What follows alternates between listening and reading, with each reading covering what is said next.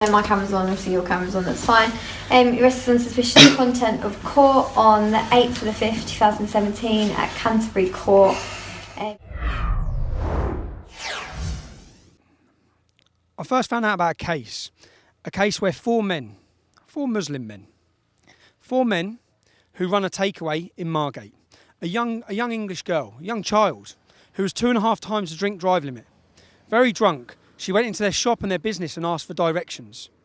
They took her to a flat upstairs and all of them gang raped her.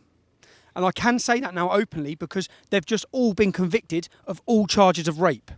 One of the men who has not been allowed to be named for legal reasons, that was because he said he was 15, from Afghanistan. You know, one of these child refugees. It's been proven now that he's an adult. He hasn't grown since he come here 2 years ago. So he wasn't 15. He's probably 18, 19, 20. He's now been convicted of raping a 16-year-old child, a 16-year-old young English girl. Now, the reason why I came to this court was because I found out what these men had done. I went and saw local people. I found out that there's been previous accusations against this business and this premises. These men were arrested in September. Since September, 3 of them have been on bail. They've been on bail. The judge gave them bail. These are facts. I'm not going to even give you my opinion because I'm afraid and worried that if I give you my opinion, I'll be raided again and I'll be put in prison. So I'll explain to you what happened. The judge gave them bail. These men have been on bail. They've been running the same takeaway. They've been running the same business. The first day I found out, I went down to the business. I spoke to neighbours, I spoke to other premises near there and asked if any young English girls had been in that shop. One of them said yes, a group of young English girls were in there the day before. Now, that's a failure to me. That's a failure to protect. Now we know they were gang rapists. That's a failure to protect British women, British girls. Your daughters, our sisters, are not being protected. How are these men walking the streets for 9 months nearly? How are they walking the streets? So my idea was to come here to this court, was to get video footage of who these men were and to make a video for you, the people at home, to know who they are, to know what their business is and to know that they're a danger to us. I came here to get a photo. When I came here, the police said, or the judge said, for their own safety, for the defendant's own safety, you know, the rapists, the Muslim rapists, for their safety, they were taken out of a fire exit. I was not allowed to get any photograph of them, for their safety. Shouldn't we be worrying about the safety of English girls while these men are walking around our streets? Oblivious. Families are oblivious to what they've done. So then, the next step, which you'll see the video of, 4 o'clock in the morning, my house was dawn raided. I was dragged out of my house in front of my wife and children. I was taken automatically to this court on a charge of contempt of court because I tried to photograph and get video footage of the rapists.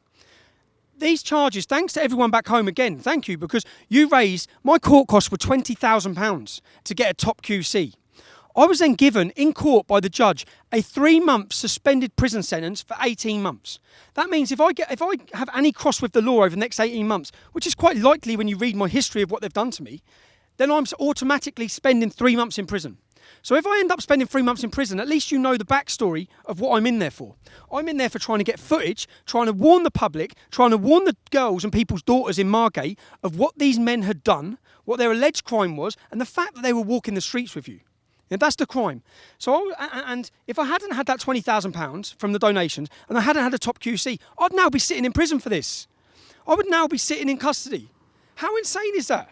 How insane is that for a charge of contempt of court? So when we look at what's happening, especially in this recent week of Manchester, our security services or our government are failing us. They're failing to protect us. Our daughters are being killed in the streets now, killed with bombs. And incidences like this, when you look at people who are remanded, I'll give you another quick case. There was a case of a Polish gentleman who was drunk on the way home and he threw bacon near a mosque. He was remanded automatically, the judge said, for his own safety. She remanded him straight to prison. No bail like these rapists, no running a chicken shop like these rapists, put straight in prison for their own safety. Guess what happened to him in prison? You know, the Muslim-dominated prisons we have.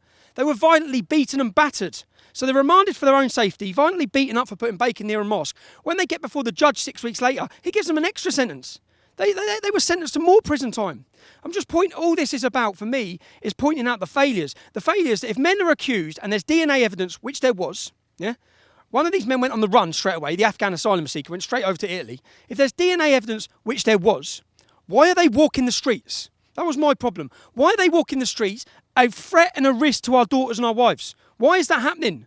Why is that happening? I was remanded for a passport. I got 10 months in prison for having false identity. I was remanded for it. I wasn't walking the streets, I was remanded. What threat could I have been in comparison to what these men have done? But now they're convicted. Now they're awaiting sentence. We'll see what sentence they get.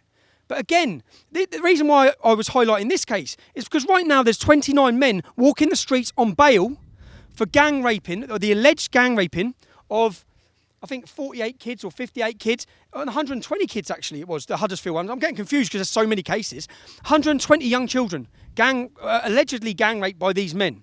2 of them are working in a chicken shop, still in contact with young girls. That's why I done this. That's why I come down here to highlight it. My crime was to come down here and try and warn people, and I nearly got custody and in prison. I'm now walking a tightrope. I'm walking a tightrope. For any brush I have with the law, I'll end up serving 3 months. But I just want to get this off my chest. So if you hear I'm in prison at some point, you know why it was. You know what I was attempting to do, and you know what the law done for me for doing that. So now you know why I was dragged from my bed at 4 o'clock in the morning. Now you know why I was dragged through these courts, looking at prison. Now you know why I'm walking a tightrope on a prison sentence. I don't care what these people behind me, I don't care what they think. You're the people that matter. The general public are the people that matter. You're the people that need to be warned of these offences and the people that are walking around our streets. Make your own mind up. If you want to see all the details of what happened in my court case, Caelan Robertson's going to make a video now detailing everything. You'll be shocked by some of the comments the judge made. If you want to see that video, keep following Rebel Media, and that'll be uploaded soon. Thank you.